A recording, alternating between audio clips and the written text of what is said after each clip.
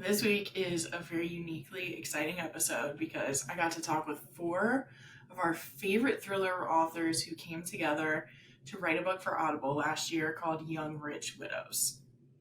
It is a really campy, fun thriller set in the 80s where a bunch of women who normally wouldn't work together are kind of forced to work together to make up for the sins of their lousy husbands. So it is quite a ride, and I really enjoyed reading it.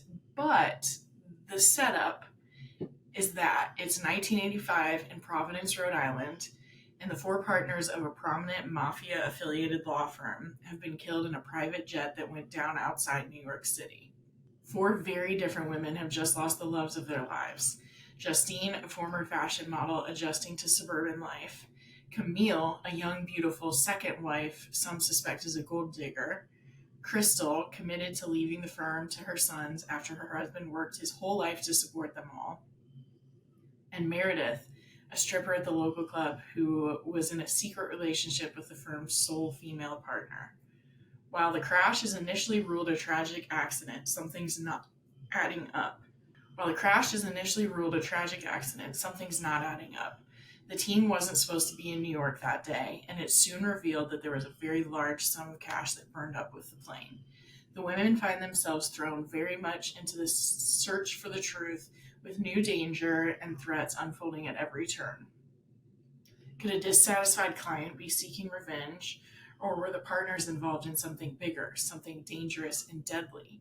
What other secrets were the partners keeping, and how far might people go to ensure they stay hidden? The widows must find the answers in order to protect their inheritance, their families, and their lives. It is just a really, really, really fun, like I said, campy thriller. Like, we have the mafia involved. We have women coming together who would normally be at each other's throats, and they kind of are at each other's throats even as they're trying to solve it. And it's just a very, very, very fun read by some of my favorite authors coming together, which I thought was just such a cool process. And I was really excited to talk to them about how they managed to do this and how they approached it. So let's get into it.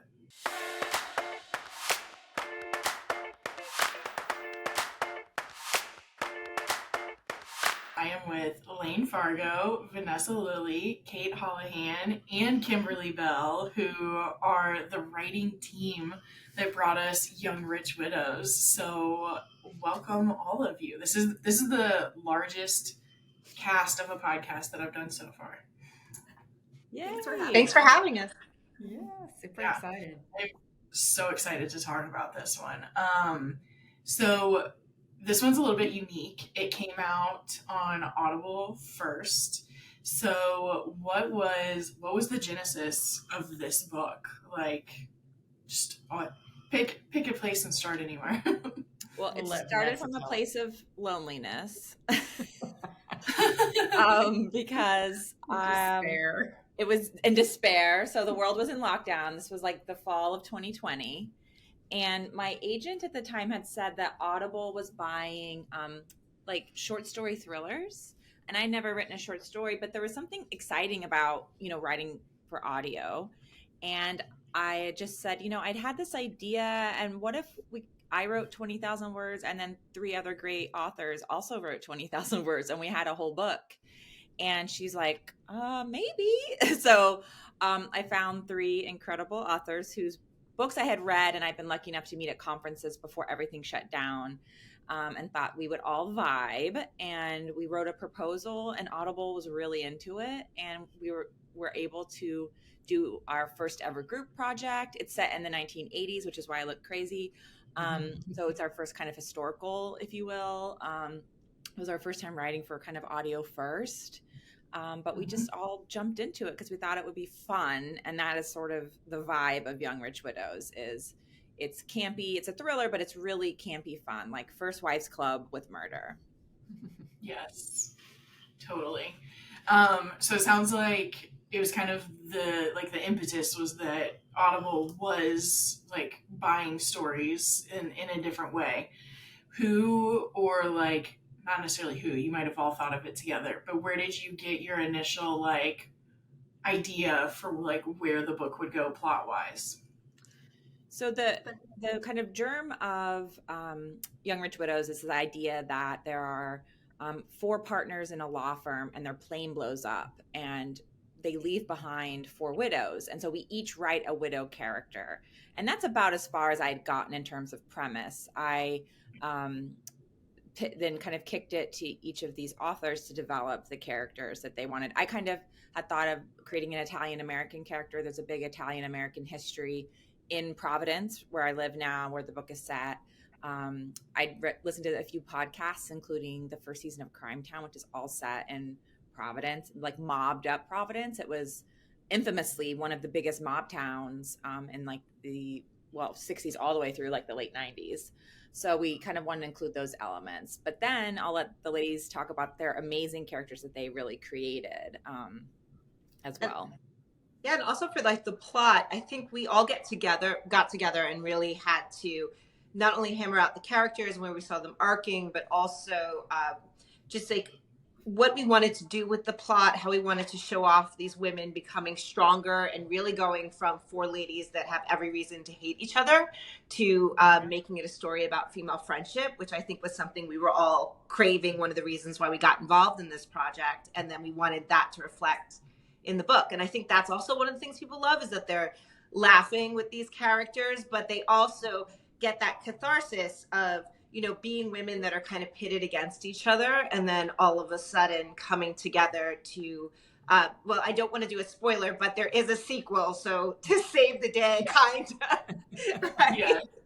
They survive for the sequel, at least enough that we can write one. So so I think that was a really cool thing, which how we did that. We really got together and we had Excel spreadsheets. You got to love writers because we use accounting software solely for plots. I wonder if Microsoft knows that that's a niche for Excel. But Yeah. so, you know, we're putting the plots in those cells and rearranging them and really trying to get a story that would have lots of twists and turns, but also really have these characters develop and have a lot of heart. And Vanessa gave us very basic, like, I think we had the names, and like I knew my character Meredith was in a relationship with the sole female partner in the law firm, which like in the 80s would have been much more scandalous than today. So based on that, we all kind of brought our own interests and background and voice and everything to these characters. Like for Meredith, I wrote my master's thesis on burlesque and striptease, so I wanted to make her a stripper. That was my very first. I was like, it's the 80s, she's a stripper. And yeah, so it just kind of went from there. Like we all kind of just put our own spin on it. I don't know if Cate and Kim, you want to talk more about your characters, Justine and Camille? Yeah, so Camille ended up being from the South, which if you've ever read any of my other books, it's not a huge shocker, I don't think. You know, but she also is kind of a man killer, you know, like kept woman kind of character who, as it turns out, is sleeping with Justine's character, or Justine, Kate's character's husband, one of the other partners in the law firm. So, and that of course comes out in the very early part of the story. So I don't think I'm giving anything away, but you know, she's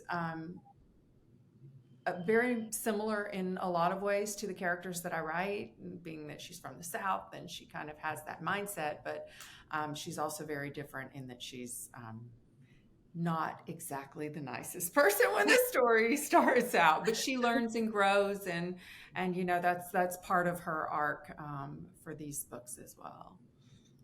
Yeah. And Justine is a biracial character like myself. She's half Black and half Jewish. And she is kind of a bit of a fish out of water in Providence because she doesn't have any family or friends there. She moved there because her husband got this job and was brought in as a partner to this firm. And so she's been a single mom. She has a young, I guess he's, in the first book, he's what, 3, 4? I think he's 4.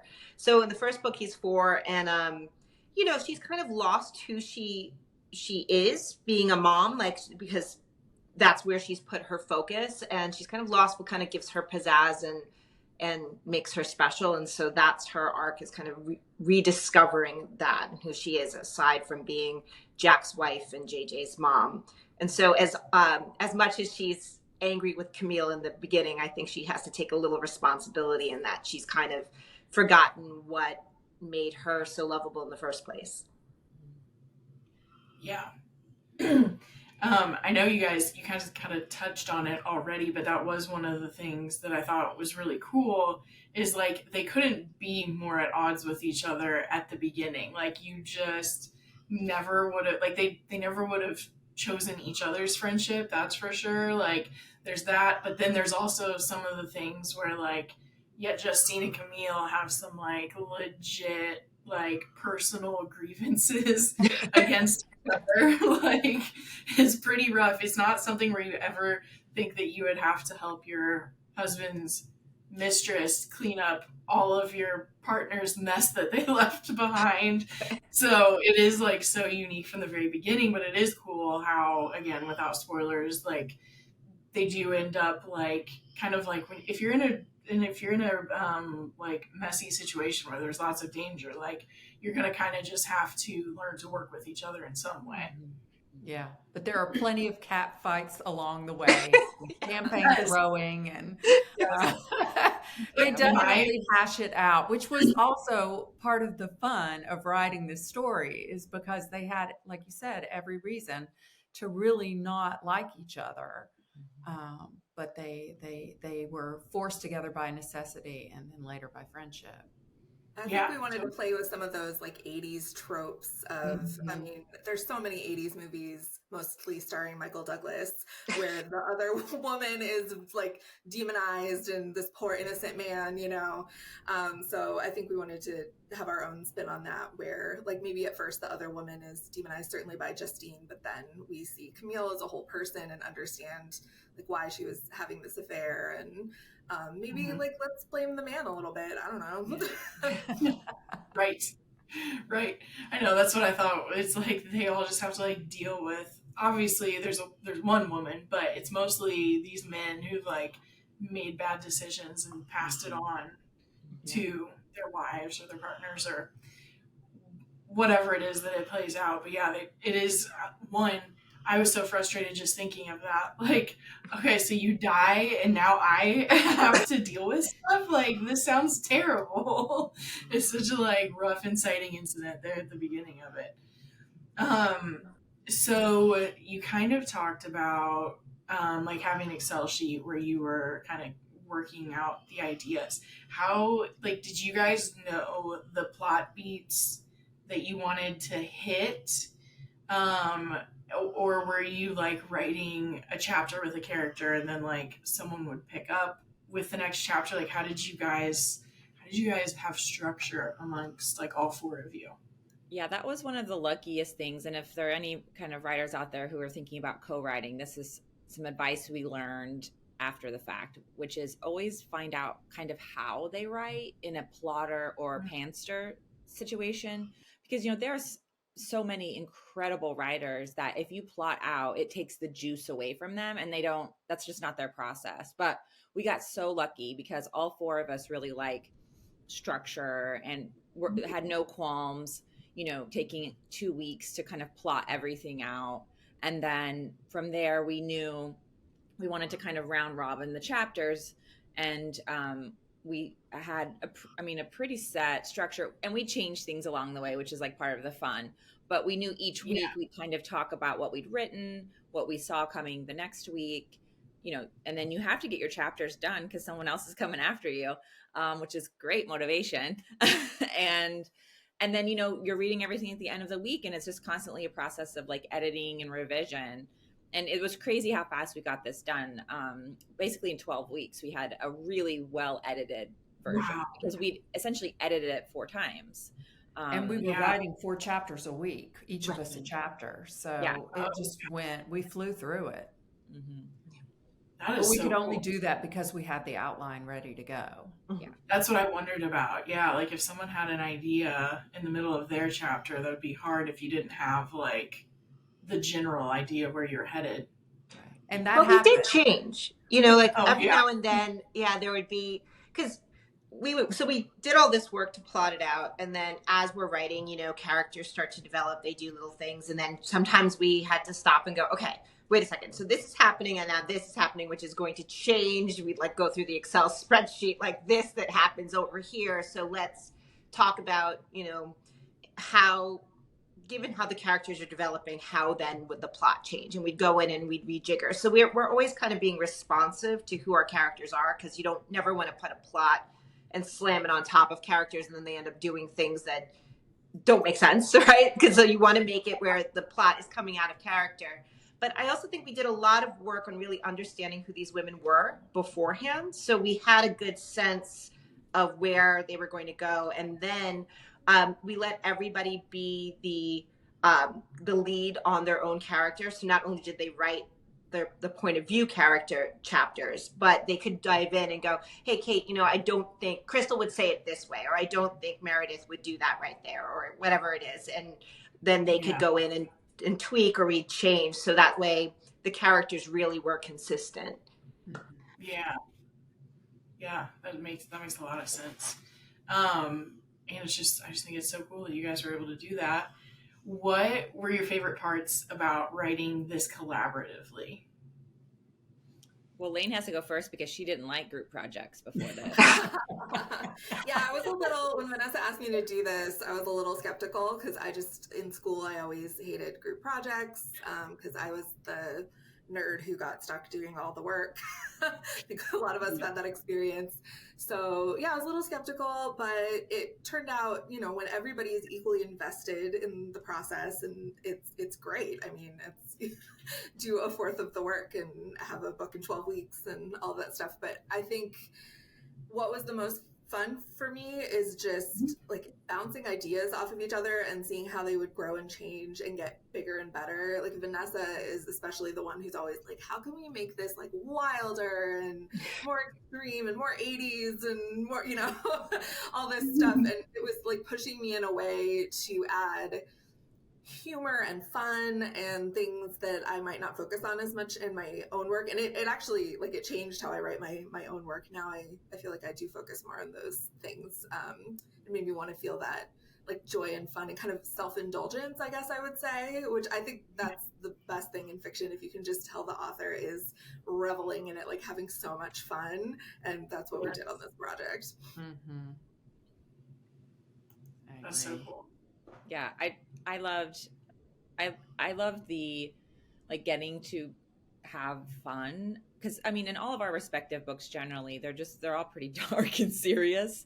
I mean I was working on a pretty serious book at the time, and it's like to be able to just turn to this and be like, all right, we're going to have a limousine cat fight scene and there's going to be like champagne and slapping, and then they're like tumbling out of the limo and jamming faces in the grass. Like it just feels good sometimes to be ridiculous. And so I loved, like, it felt like often we were trying to like make each other laugh, and like, because you knew they were going to be reading right away. So it's like, okay, let's see what they think about this scene, or, bits of dialogue. I don't know. It was just always so fun to have like writers whose work I love, like writing, like I was just like, yes, a new chapter from Cate. Yay, Layne's got, like it was just fun to see what people had working. I felt lucky because I got to like read their work all the time. It was like a blast. And then it also made me get my stuff done, which is good. And we would, like, in addition to editing, we would leave each other notes in the document that were just like, what? That's crazy. Like just cheering each other on. So there was a lot of fun just in that sort of editing, commenting process too. And on top of that, what I loved, I mean, the fun part was by far the best part, but the other thing I loved about this group project, and when we did it again, same thing, is that anytime, like normally writing is so solitary, right? And when we're writing our own solo books and we run across something that messes up our plot, or there's a plot hole that we didn't see coming, or any of the million of different things that, problems you can run across in your own manuscript as you're writing. With us, we had like a text thread that was going 24/7 pretty much. And we'd be like, hey, I just realized blah, blah, blah, blah. And instead of having to like think about it by yourself in your lonely room all alone, you had three other really smart brains who knew the story, knew the characters, and they were like, well, how about this? And so your problems would get solved really quickly, which kept the momentum going as well as we were writing. That's really cool. Yeah. It's like you could even just have like real time feedback versus just like sitting there in your head, like overthinking things. Yeah. I love that. So all of you write thrillers, obviously, separately and now together. What draws you guys to writing thrillers? Well, I love the puzzle of it. I love, well, one, I think I love the stakes, right? You're always kind of worried when you're writing a book, like, oh, is it keeping people turning the pages because, like, do people get the danger? And the nice thing about thrillers is, like, yes, they literally could die, right? So the stakes are kind of built in as pretty high. And then on top of that, it is fun to play with your reader, where you're showing your cards, but it's a little like a poker game that you're playing, where you're showing some cards but not others, and at the end you want surprises, and you want also to kind of get across a theme. Or in this case, we had a theme kind of running through female friendship and what brings women together, and having to rely and rediscover your own strengths and not being defined, particularly in the 1980s, as society might like to define you as a woman, right? So we wanted to get that in, but also really surprise our readers. And I just think that thrillers give you that opportunity to have that kind of gameplay in a way that sometimes other genres don't. Yeah. Yeah, I feel like Layne should talk about this too, seeing as she has a book coming up that's not necessarily a thriller, right? That's right, true. yeah. So in my solo work, I'm actually moving away from thrillers, more into women's fiction. And part of it is I just don't have a brain for coming up with twist after twist. Like, I'm so impressed by these career thriller authors who can, like, every book come up with this fresh, surprising twist and mystery. And that's just not how my brain works, to be honest. I need three other brains to help me do that. But what I do love about thriller that is carrying over into my women's fiction book is just that sense of tension, just like ratcheting up the tension as much as possible. I think I just prefer for my own work where it's like sexual tension, relationship drama, not so much like life or death. But yeah, it's a lot of fun. It is like a puzzle, as Cate says. I think I just need help doing the puzzle. And that book is coming January 2025. The Favorites, pre-order now. Yeah. The Favorites coming January 2025. Thank you. Vanessa's the best at marketing. I like forget she is. You jump in. So.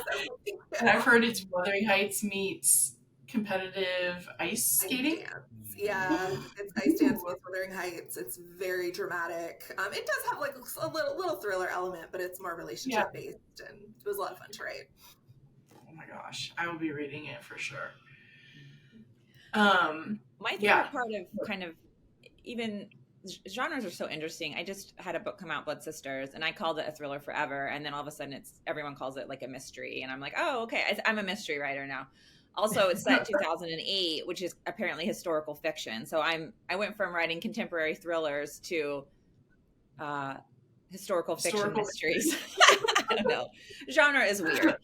But what I love about all of the books that I've written, and including this one, is like I do actually love the real details, like the reality of it, the like truth in the fiction. That's kind of my favorite part, which is where you can research a place and you can research the historical context, and you have to think of how to make it interesting, right? You don't want it to be a lecture, but often, you know, a lot of the elements that are in like Young Rich Widows, and the sequel Desperate Deadly Widows, available now through Audible, is there's a lot of historical fiction in it, because Providence was a wild place. I mean, it was mobbed up.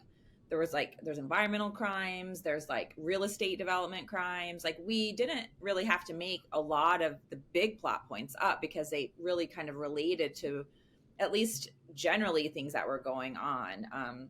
we've got a thread in the sequel, around the Narragansett tribe, which, had battled the city around some like tribal rights and land. And so we kind of just learned about those issues as well. And I just think as a reader or listener, it's so cool when you can be interested in something and then you Google it and you can just go down rabbit holes and it's real.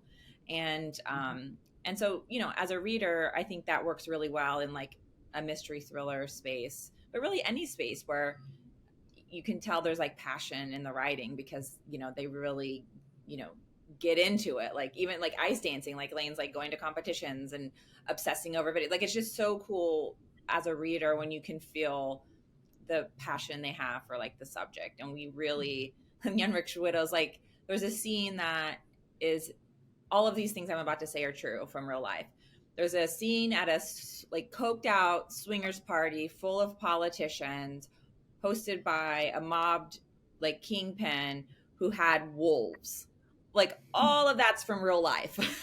It's like, That is wild. you don't need to make anything up. It's like too good. Fiction. With wolves. That's With impressive. Yes. I don't know that they had flower names like we gave ours, but Yeah. Yeah, sometimes truth is what's stranger than fiction, actually. Yeah, for sure. Absolutely.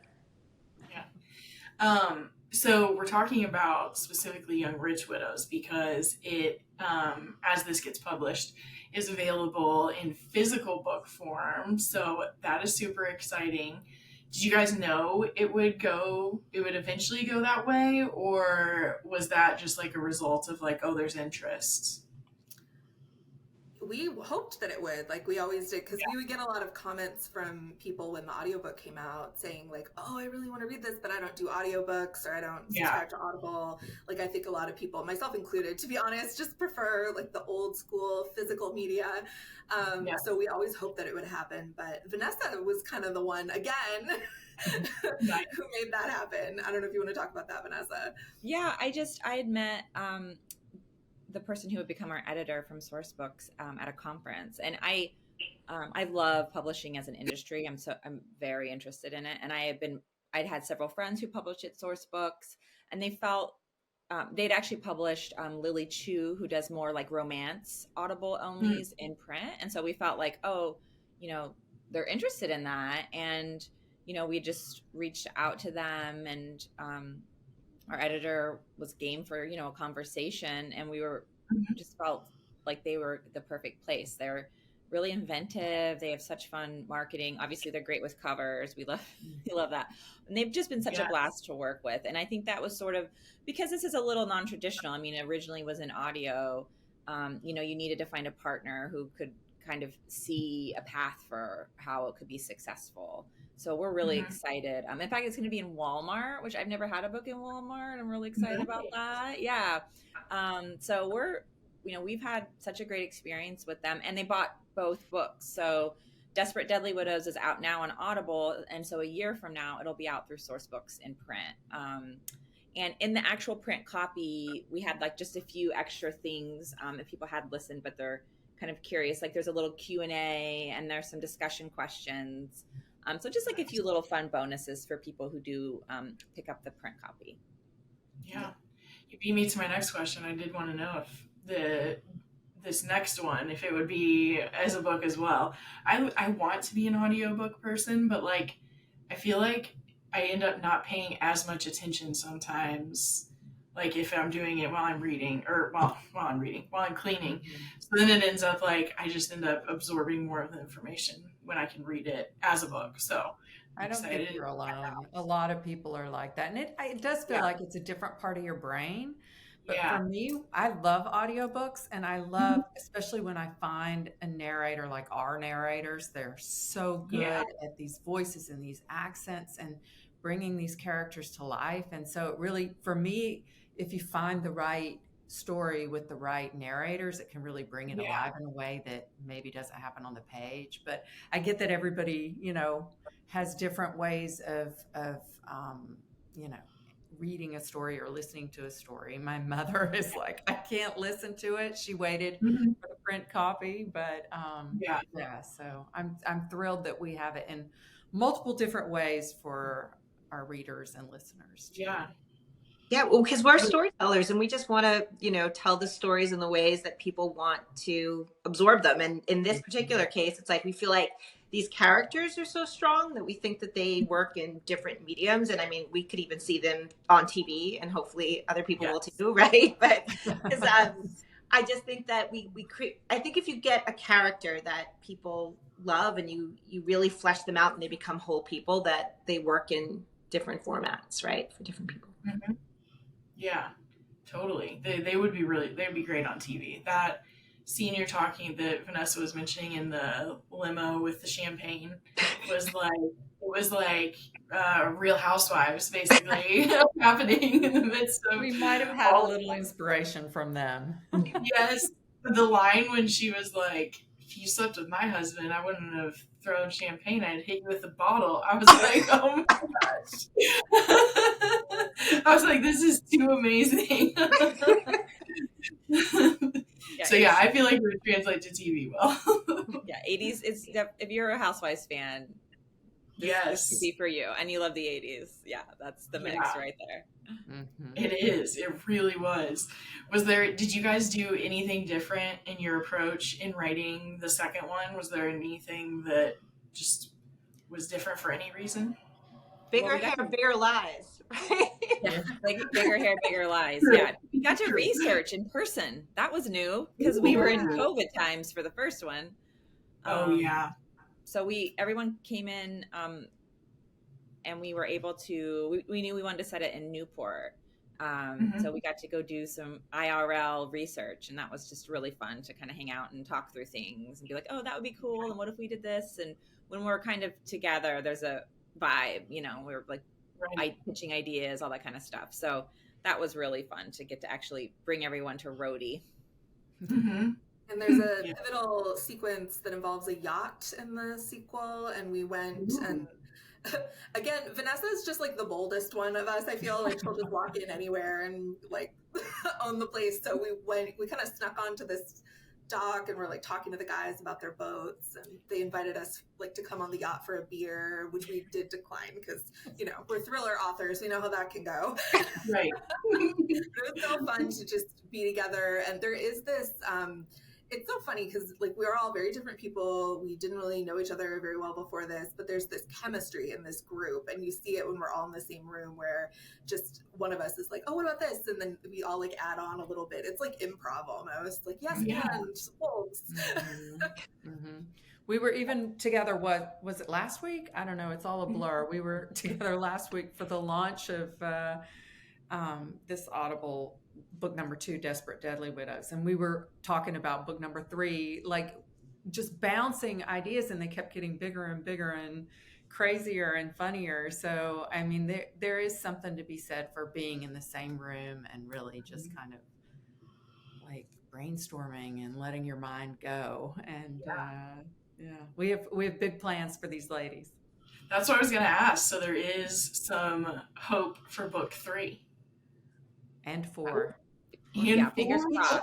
Yeah. Well, so in our head, each character gets a book where the book is, it's not really their book, but one character kind of gets the spotlight in the book. And so Desperate Deadly Widows, that was Camille. And then for the third, we have Meredith. She gets her story and maybe a happy ending in there. Mm-hmm. And then the last one is Vanessa's character, Crystal. She gets And the first one was Justine.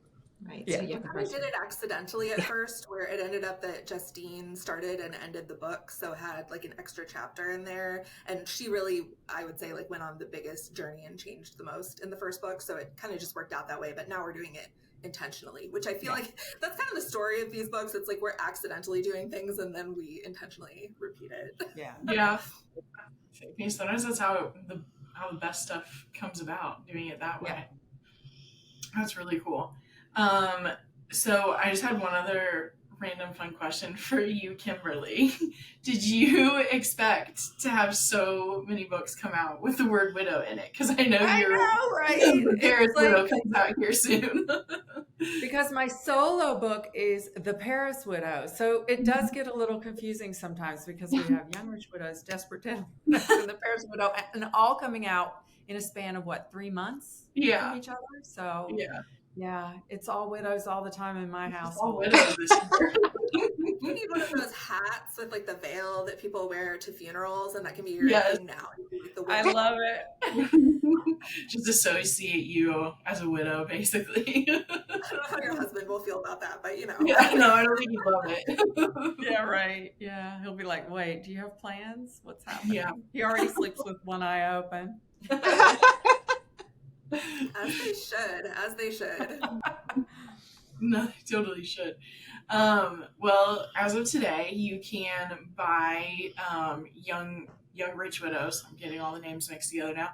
Young Rich Widows available in paperback. Is it all paperback? Is it hardback? Paperback? Paperback, ebook. Paperback and ebook too for the back and forthers. Yes, totally. So make sure you guys go get that. And then you could also go right into Desperate Deadly Widows with the audio if you were really feeling it. So we're just building people's TBRs all the time on this podcast. We're like, add 2 more. But where can people follow each of you guys to keep up with everything, your solo projects and your projects you work on together? So I'm Vanessa Lillie, and I'm always on Instagram. Please tell me to get off Instagram and finish my book. And then I also have a website and a newsletter that you can sign up for on there. Mm-hmm. And my website is laynefargo.com, and I'm at Layne Fargo on Instagram and technically some other social media platforms, but that's the only one I really use. Yeah. I'm Cate Holahan at cateholahan.com, and also on Instagram, though I am not, and Facebook, though I'm not as good about posting as everyone else. But I try. Kate. You've been. I am really good around launches. Mm-hmm. I'm really good around launches. Yeah. And I am at KimberlyBelleBooks.com, and you can find all my socials listed there, as well as the Killer Author Club, which is an author interview series I do with Heather Gudenkauf and Kara Ruda. We interview authors every other Tuesday night, so check those out as well. And that's it. All the links are on my website. Mm-hmm. Those are fun. I've definitely watched a few of those. So I think that's it. I think that's all. Hopefully we'll be back to talk about Desperate Deadly Widows here as well a little bit more when it comes out as a physical book as well. And we'll send you some 80s stuff next time. So yeah, then I can actually be dressed appropriately.